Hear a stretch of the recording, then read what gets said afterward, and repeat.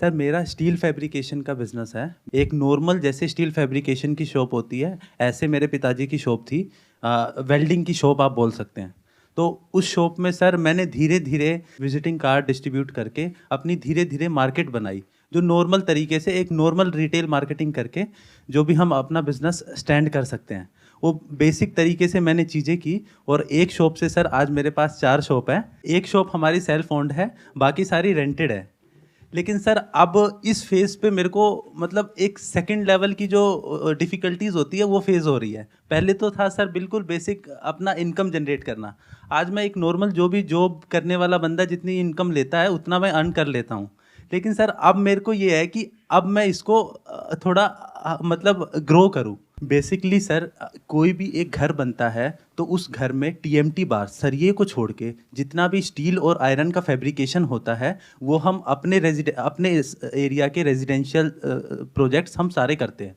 Customised मतलब उनकी requirement के अकॉर्डिंग उनके वो रिक्वायरमेंट बताते हैं कि हमको ऐसा डिजाइन चाहिए। हाँ जी, उसके हाँ, अकॉर्डिंग आप बनाते हैं। हाँ जी, आपकी अभी 4 शॉप चल रही है जिसमें हाँ से जी। एक आपकी खुद की है और 3 रेंट पे है। 3 रेंट पे है सर।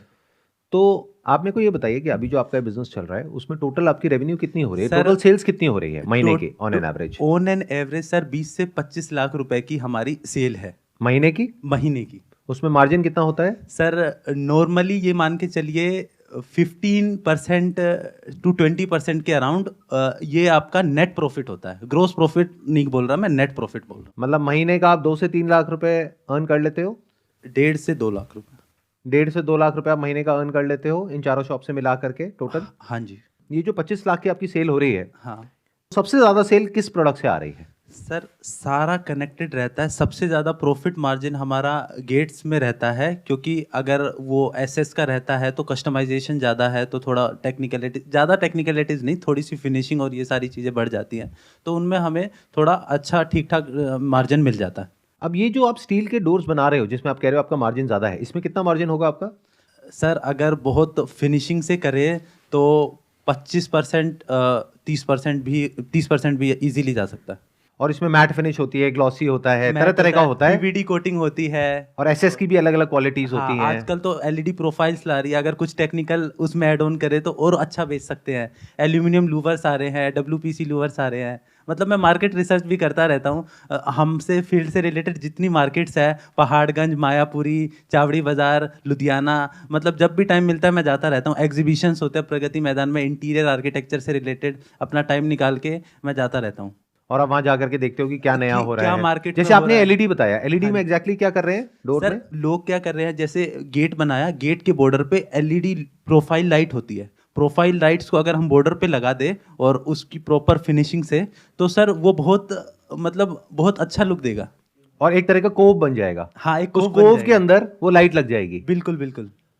और क्या आप ऐसा कुछ कर सकते हैं कि जो आप डोर बना रहे हैं उसमें आप कस्टमाइजेशन तो कर ही रहे हैं, हाँ जी। क्या उसमें सामने वाले का जो नाम है, जैसे हाँ। उसका सरनेम होता है हर एक का, हाँ वो लिख सकते हैं? बिल्कुल आराम से। लेजर सीएनसी लेजर कटिंग होती है, पीवीडी कोटिंग करा के हम पीवीडी कोटिंग या फिर नॉर्मल मेटल शीट पे हम लेजर कटिंग करा के उनका नाम उस पर डाल सकते हैं। बट क्या अभी डालते हैं, नहीं डालते हैं? अभी नहीं डालते सर। अभी तक तो सारे आपने पॉजिटिव चीजें सुनी है, जो ड्रॉबैक्स है, लिमिटेशंस है, वो मैंने अभी डिस्कस नहीं की है। वो मैं आपको बताता हूँ क्या होगी, क्योंकि ये जो लाइन आप जिसकी आप बात कर रहे हो ये बहुत कॉम्पिटिटिव है। आप अकेले नहीं हो। अगर किसी को भी अपने घर में ऐसा कुछ करवाना है तो वो 4 जगह फोन करेगा, बिल्कुल। फिर उसमें से हर एक से नेगोशिएट करेगा, फिर देखेगा मेरे को कहाँ से बनवाना है, कहाँ से नहीं बनवाना। बिल्कुल राइट। माइनस ये है सर कि अगर मैं इस काम को स्केल करता हूँ तो सर प्रोडक्शन मैनेज करना एक डिफिकल्ट टास्क हो जाता है, क्योंकि स्क्रैप भी है और इन्वेंट्री मैनेज करना भी है। और उसके बाद जो हमारे वर्कर्स है सर वो बहुत अनऑर्गेनाइज्ड है। ऐसा कोई ठेकेदार नहीं है जो हमें वर्कर प्रोवाइड कर सके। आप जो इतना काम कर रहे हैं 25 लाख का, हाँ। तो कोई तो कर ही रहा होगा। तो सर आप आउटसोर्स पिछले- करते हैं, मतलब आप किसी और से कराते हैं, आप खुद करते हैं? पिछले 3 साल में मैंने 100 मिस्त्री हेल्पर जो है बदल चुका हूँ। अभी भी मेरे पास 15-20 बंदे काम कर रहे हैं, लेकिन 100 बदल चुका हूँ। और अब मेरे को ये भी आज भी कंफर्म नहीं है, जो मेरे पास आज 15 बंदे हैं, 6 महीने बाद अलग 15 बंदे होंगे। तो लोग आपको क्यों छोड़ रहे हैं? सर छोड़ने का रीज़न ये है कि हम जो सैलरीज उनको पे करते हैं, कोई 500 रुपये एक्स्ट्रा दे देता है तो वो वहाँ चले जाते हैं। तो अभी आपके पास कितने लोग काम कर रहे हैं? 15 लोग। अभी मेरे पास 15 लोग काम कर रहे हैं। पिछले 2-3 साल में 100 लोग छोड़ करके जा चुके हैं। 100 लोग चेंज हो चुके हैं। आज ये 15 कर रहे हैं, कल नए 5 आ गए, पुराने में से 3 चले गए, 5 चले गए, इस तरीके से। देखो मैं आपको बताता हूँ आपके बिजनेस में क्या क्या प्रॉब्लम्स नज़र आ रही हैं जिसको कि आपको सॉल्व करना होगा अगर आप एक्चुअल में थोड़ा और बड़े लेवल पे जाना चाहते हैं तो। नंबर वन इज़ ये जो एट्रिशन रेट है आपका वो बहुत ज़्यादा है। एट्रिशन रेट का मतलब होता है कि जो लोग छोड़ करके जाते हैं आपको, तो वो कम करना होगा, ये बहुत ज़्यादा है। क्योंकि ये जो इंडस्ट्री जिसमें आप हैं वहाँ पे बहुत ज़्यादा डिफरेंस नहीं है। अगर किसी को कोई 500 रुपये फालतू देगा तो वो छोड़ करके वहाँ चला जाएगा, फिर कोई 500 देगा तो फिर वो वहाँ चला जाएगा, लेकिन एक अपर लिमिट आ जाएगी जिसके ऊपर जा करके कोई नहीं देगा, और अगर कोई देगा तो वो ज़्यादा टाइम तक उसको रखेगा नहीं, 1-2 महीने में निकाल देगा झूठ बोल करके। ठीक है, हाँ, ऐसे ही होता है। बिल्कुल सर, ऐसे ही होता है। तो आप सबसे पहले तो उस अपर लिमिट में चले जाओ जो टैलेंटेड लोग हैं उनके लिए, ताकि उनके पास में कोई ऑप्शन ही ना बचे। देखो आपको अपने माइंड में पहले क्लियर करना होगा कि मुझे अभी ज्यादा कमाना है या लॉन्ग टर्म में बहुत ज्यादा कमाना है। हाँ जी। अगर आप कहते हो अभी ज्यादा कमाना है, जैसी ज्यादातर लोगों की सोच होती है जो आगे नहीं बढ़ पाते हैं, उसकी जड़ बता रहा हूं क्या है। उसकी जड़ यह होती है, उन लोगों की लॉन्ग टर्म विजन नहीं होती है, वो सिर्फ अभी अपने प्रॉफिट के बारे में सोचते हैं। और अभी प्रॉफिट कमाने का क्या तरीका है? नंबर 1, मार्जिन बढ़ा लो। मार्जिन कैसे बढ़ाओगे? प्रोडक्ट बोलो कुछ और, दे दो कुछ दे और, दो कुछ। ये एक तरीका है। दूसरा तरीका क्या है कि जो लेबर है 15 लोग हैं उनको कम से कम पे करो और उनसे ज्यादा से ज्यादा काम कराओ। ये ऐसी अप्रोच है जो कभी भी लाइफ में आपको आगे नहीं बढ़ने देगी, क्योंकि आप इन्हीं चीजों में उलझ करके रह जाओगे, आप आगे बढ़ ही नहीं पाओगे। मतलब आप नेक्स्ट लेवल पे जा ही नहीं सकते, क्योंकि जैसे ही जाने के बारे में सोचोगे आपको लोग चाहिएंगे, लोग फिर कोई छोड़ के चले गए, फिर नया आदमी आया, उसको सीखने में ट्रेन करने में ही 2-4-6 महीने लग गए, तो आप इन्हीं कामों में लगे रह जाओगे। बिल्कुल। प्लस आपने क्या किया, 4 अलग अलग दुकानें खोल ली, राइट। इससे बेटर स्ट्रैटेजी ये हो सकती है कि आप फोकस करिए उस प्रोडक्ट पे जहां पे सबसे ज्यादा पोटेंशियल है और अपनी सारी एनर्जी वहां पे लगाइए। इन अदर वर्ड्स, बहुत सारे मीडियोकर काम करने से अच्छा है कि एक काम किया जाए, लेकिन उस काम को इस तरीके से किया जाए कि दुनिया में और कोई ना करता हो उस काम को उस लेवल पे। तो पहला आपको काम क्या करना होगा कि जो भी आपके यहां पे लोग काम करते हैं, पहले क्लियर करो अपने आप को कि उस इंसान का काम कैसा है, अच्छा है, मीडियोकर है या बुरा है। अगर अच्छा है तो उसकी सैलरी मार्केट से ज्यादा होनी चाहिए, उससे आपको ज्यादा फर्क नहीं पड़ेगा। मान लो 15 में से 5 लोग हैं जिनका काम अच्छा है, अब उनकी सैलरी अभी आप दे रहे हो मान लो 20,000 रुपए, मार्केट में उनको मिल सकता है 21,000 रुपए, तो आप कर दो 22,000 रुपए। तो 2,000 इंटू 5 आप करते हो 10,000 रुपए। अभी आपने खुद कहा मैं 1.5-2 लाख रुपए महीने का कमा रहा हूं, तो 10,000 रुपए आप उनको दे भी दोगे तो आपका क्या चला जाएगा? सही बात है। दूसरा, आपको लगता है कि ये लोग हैं जो बहुत एक्स्ट्राऑर्डिनरी भी नहीं है और बेकार भी नहीं है, इनके अंदर वो टैलेंट है, सीखने का डिजायर है जो कम लोगों में होता है, तो उस इंसान को सपोर्ट करना होगा। उसको भी जो मार्केट में सैलरी मिल रही है उससे थोड़ी सी फालतू पे करो। आपने कहा 500 रुपए में वो छोड़ के चला जाता है, जब आपको ये बात पता है तो उसको 1,000 रुपए फालतू दो, तो कितना और हो गया आपके ऊपर खर्चा? 5,000 रुपए। अगर 5 बंदों को आपने दिया, बचे 5 लोग, वो अगर रहे भी ना भी रहे तो फर्क नहीं पड़ता, तो उनको उतना ही दो जितना मार्केट में मिल रहा है। ये हो गई आपकी फाउंडेशन। क्योंकि अगर इस पे आपने काम नहीं किया और बिजनेस बढ़ाने की बात कर रहे हो तो सब बेकार है, पीछे से सप्लाई है नहीं और आप डिमांड की बात कर रहे हो। डिमांड की बात कर रहे हैं। तो पहले अपना जो मैन्युफैक्चरिंग है, जो सप्लाई चेन है, उसको अच्छे से मैनेज करो, उसको स्ट्रांग करो। आपको पूरा भरोसा होना चाहिए कि ये बंदे किसी हालत में छोड़ के नहीं जाएंगे, और उसका सिर्फ एक तरीका है, पैसा। मतलब कि सोच ऐसी होनी चाहिए, ये नहीं कि मैं उनसे क्या ले सकता हूं, बल्कि उनको ऐसा क्या दे सकता हूं जो और कहीं उनको नहीं मिलेगा बट मेरे यहां मिलेगा, जिसकी वजह से वो छोड़ करके नहीं जाएंगे। कुछ ऐसी चीजें आप कर सकते हो जो वेरिएबल हो, जो अगर कभी आपका बुरा वक्त आए तो आप उसको कम कर सको, लेकिन जब तक टाइम ठीक चल रहा है उसको आप फिक्स कर दो। देखना, ध्यान से समझना मेरी इस बात को। एक है वेरिएबल, एक है फिक्स्ड। फिक्स क्या होता है कि आपने सैलरी बढ़ा दी, वो एक लेवल तक आप बढ़ाओ, उससे बियॉन्ड मत जाओ, क्योंकि उसके बियॉन्ड अगर आप जाते हो हमें तो दिक्कत हो अगर एक दिन ऐसा आया कि जब आपका बिजनेस गिरा तो अब आप सैलरी कम नहीं कर सकते, तो आपके लिए बहुत बड़ी प्रॉब्लम हो जाएगी एकदम से। तो क्या करो, सैलरी को एक पर्टिकुलर पॉइंट तक ले जाओ। मान लो एक इंसान को आप 20,000 दे रहे हो, मार्केट में उसको 24 मिलता है, आपने उसकी सैलरी कर दी 25,000, क्योंकि आपको दिखता है वो टैलेंटेड है। That is one. तो 20 की 40 नहीं करी, लेकिन आपने क्या किया, उसको बोला कि साल में एक बार, मान लो दिवाली के टाइम पे, आपको 1 महीने की सैलरी एज बोनस मिलेगी। तो देखा जाए तो उसको कितना एक्स्ट्रा मिल गया 1 महीने का? नियर अबाउट 2,000 रुपए। तो उसकी सैलरी एक्चुअल में कितनी हो गई? 27,000 रुपए। प्लस बोलो अगर आप ओवर टाइम लगाओगे उसको आपको एक्स्ट्रा मिलेगा, तो एक्चुअल में सैलरी कितनी हो गई? 30,000 रुपए। यानी ओवर टाइम की पेमेंट मिलना और दिवाली पे 1 महीने का बोनस मिलना, ये उसको और कहीं मिलना ही नहीं है। तो अब वो आपको छोड़ के नहीं जाएगा जल्दी से। प्लस सैलरी उसकी मार्केट से थोड़ी सी ज्यादा है।